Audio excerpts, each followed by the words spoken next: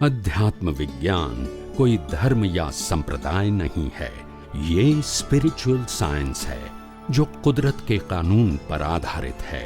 ये विज्ञान पूरे ब्रह्मांड के सभी रहस्यों को उजागर करता है और जीवन के सभी पहलुओं को समझने के लिए एक नई दृष्टि देता है।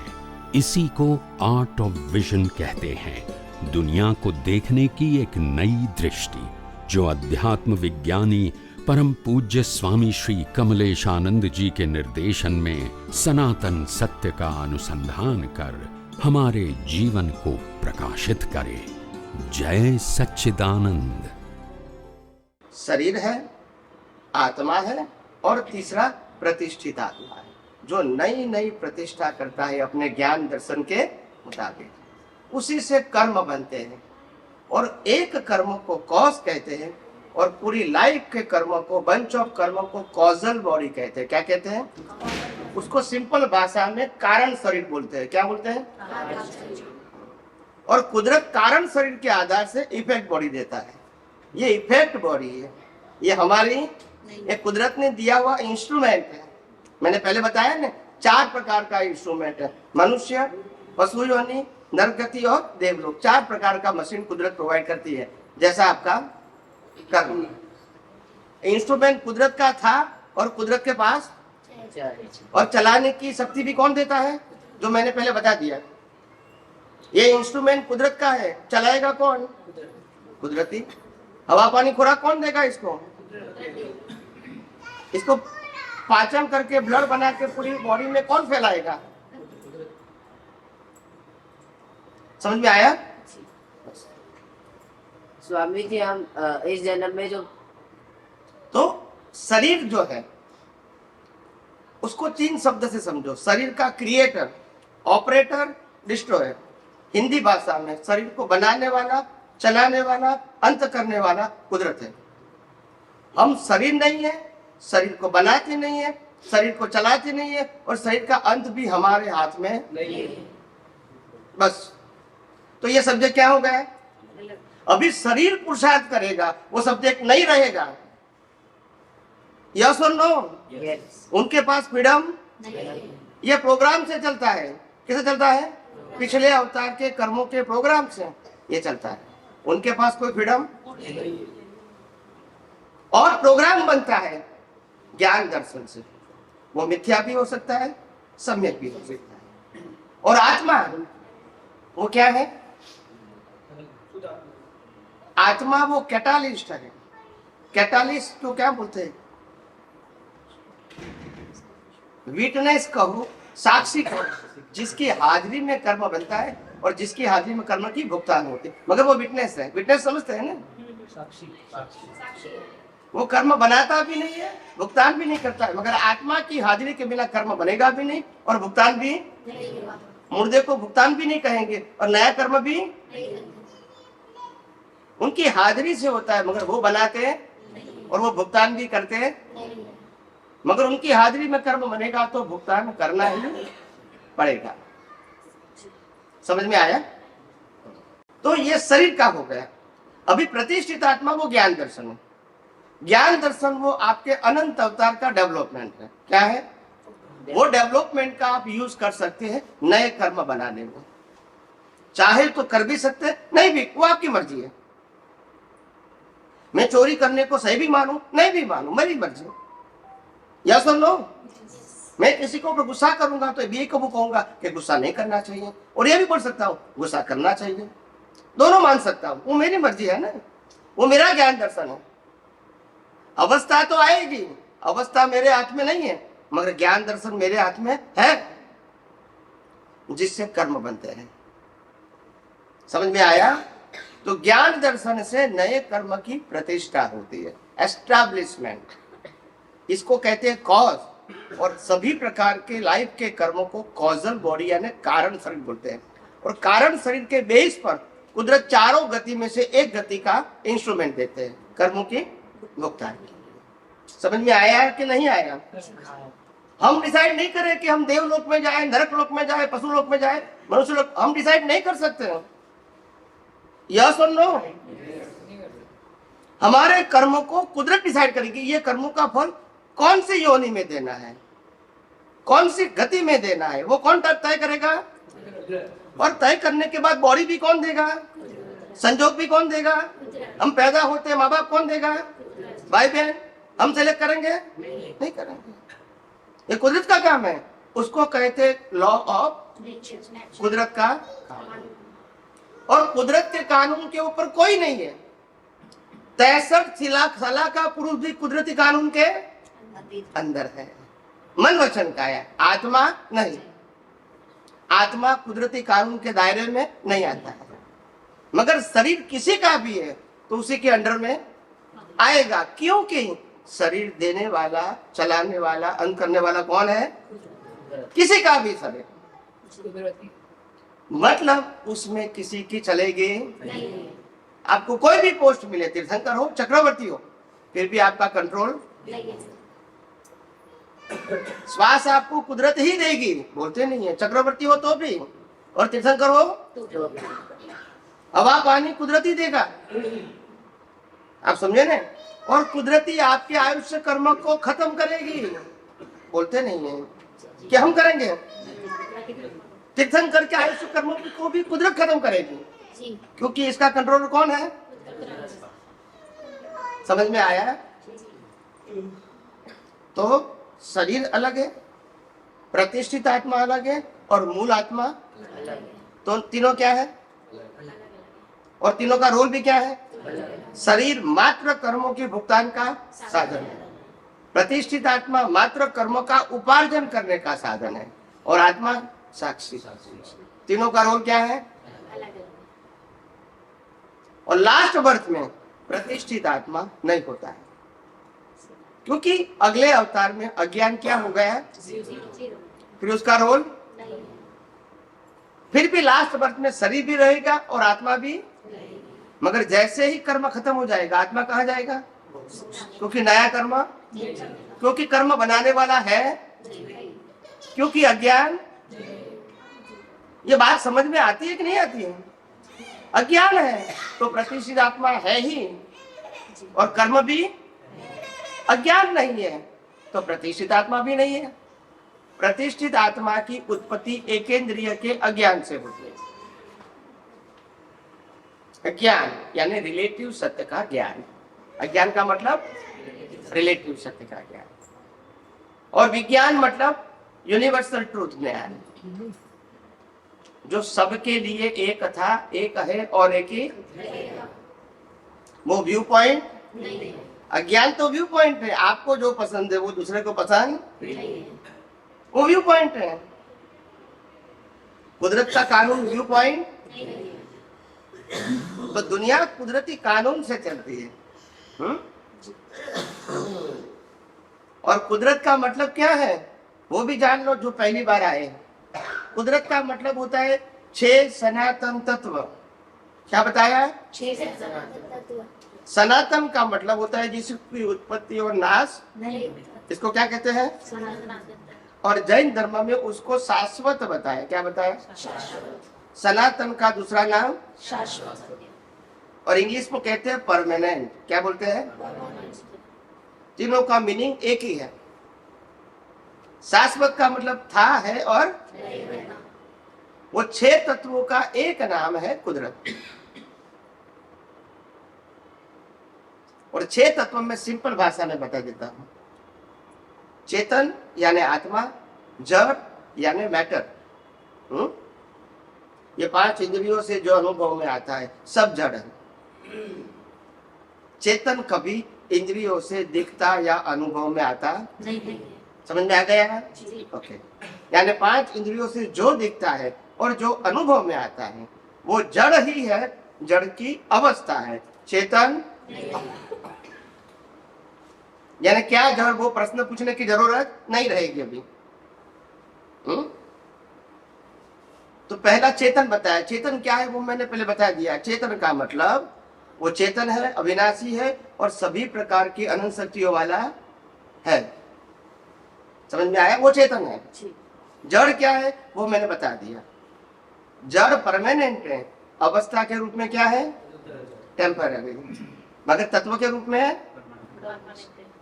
तत्व का अंत नहीं आता है, मगर तत्वों से बनी हुई अवस्था का ये शरीर भी क्या है, जड़ तत्व की अवस्था है, अनेक अनंत तत्वों से बना है।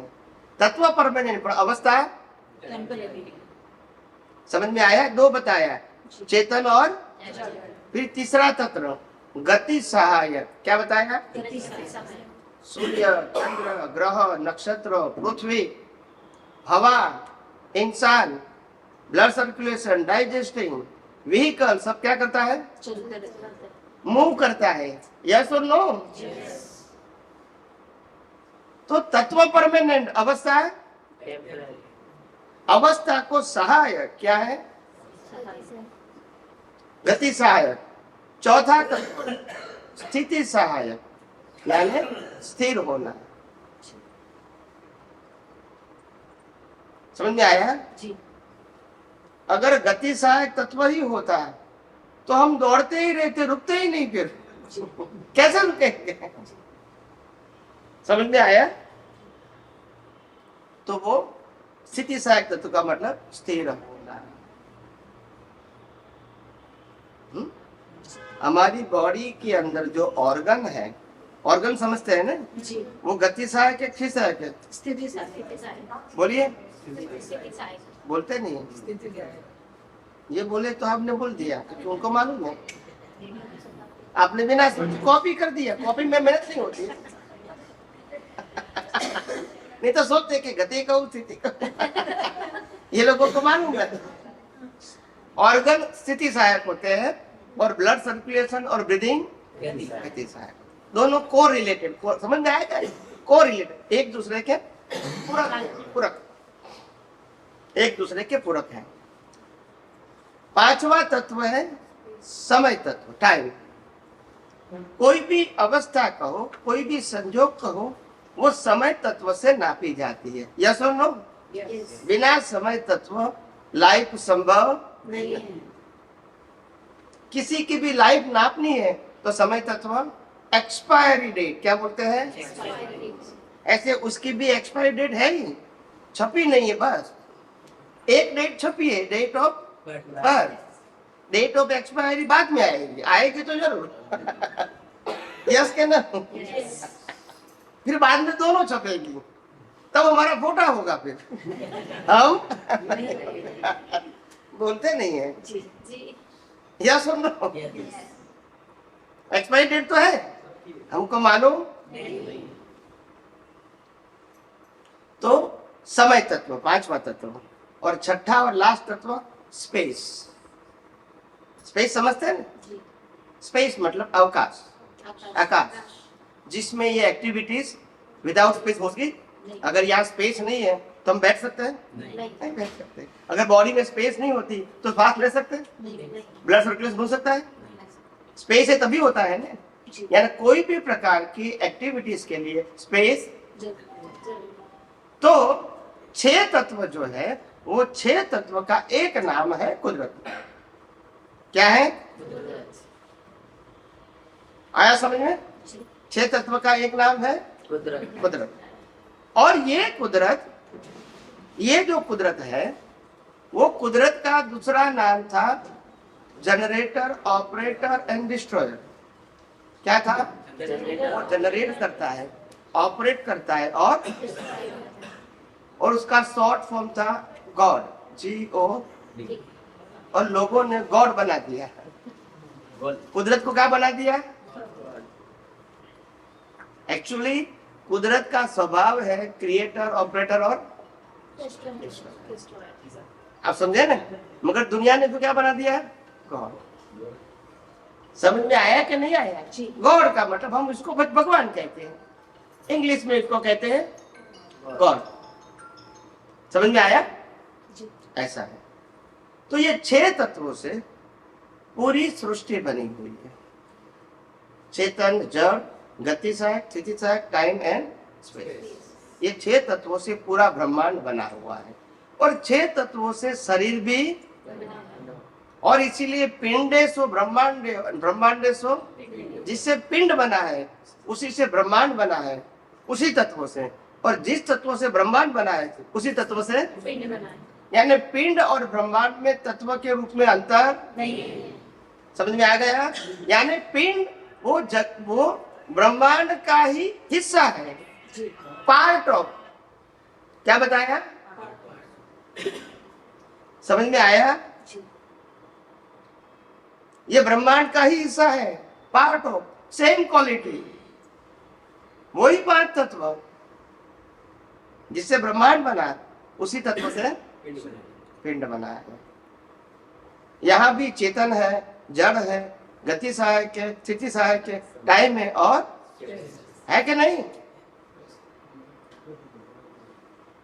समझ में आया कि नहीं?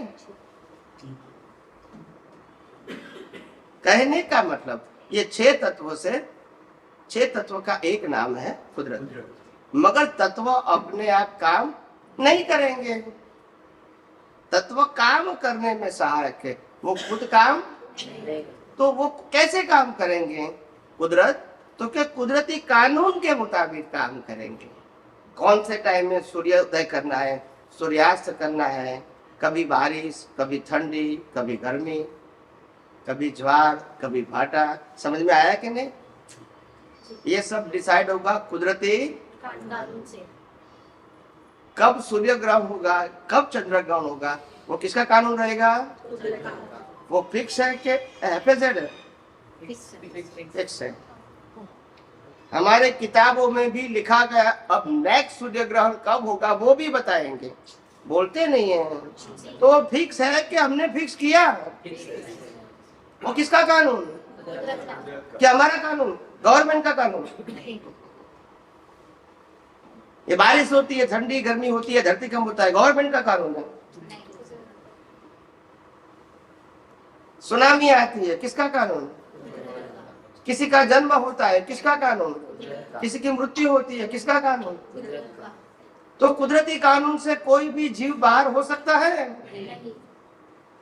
वही तो मैं कहता हूं, पूरा ब्रह्मांड कुदरती कानून से। और इसीलिए ये दुनिया के अंदर जितने भी प्लेयर है, मशीन है, इसका क्रिएटर, ऑपरेटर, डिस्ट्रॉयर कौन है? चाहे देवलोक है, चाहे नरकलोक है, चाहे पशु नहीं है, चाहे मनुष्य नहीं है, मगर प्लेयर का क्रिएटर, ऑपरेटर, डिस्ट्रॉयर कौन है? चार योनि में समझ में आ गया। मगर चार में से तीन योनि में कर्म बनाने की सत्ता सिर्फ मनुष्य योनि में ही कर्म बनाने की, इसलिए वहां ज्ञान दर्शन का उपयोग किया गया। बाकी तीन गति में ज्ञान दर्शन उपयोग नहीं। वहां सिर्फ कर्मों की क्या करना है? भुगतान करना है। कर्म बना सकते हैं नहीं, क्योंकि कुदरत का कानून है, जिस योनि में कर्म बना सकते हैं उस योनि में सभी कर्म मिटा के मोक्ष में भी जा सकते हैं। वो भी कहां से जाएंगे? तो कर्म भी कहां बनाएंगे? यहाँ कर्म बना के चारों में से कोई भी गति में, मगर और कोई गति में से कर्म बना के कहीं जा सकते हैं और मोक्ष में भी। समझ में आता है कि नहीं आता है? अभी ये जो बात बताता हूँ उसमें प्रश्न करो, नहीं समझ में आता है डाउट नहीं करो। क्या नहीं करो? मैं उत्तर देने के लिए तो डाउट नहीं करो। समझ में नहीं आना तो डाउट नहीं करो, क्वेश्चन करो। क्या करो? भगवान कोई बात बताएंगे, मेरे को समझ में नहीं आएगी, मैं क्या कहूँगा? प्रभु ये आपने जो बताया मेरी समझ में नहीं आता है, आप कृपा करके सरल भाषा में एग्जाम्पल देख के समझाने की कोशिश करो। हम टीचर को भी क्या कहेंगे कि भाई आपने तो पढ़ा लिया मगर ये समझ में मेरे को, मैं ऐसा कहेंगे ये आपने गलत समझाया है, गलत ऐसा नहीं कहेंगे, आप हमको समझाओ। आप समझे मेरी बात?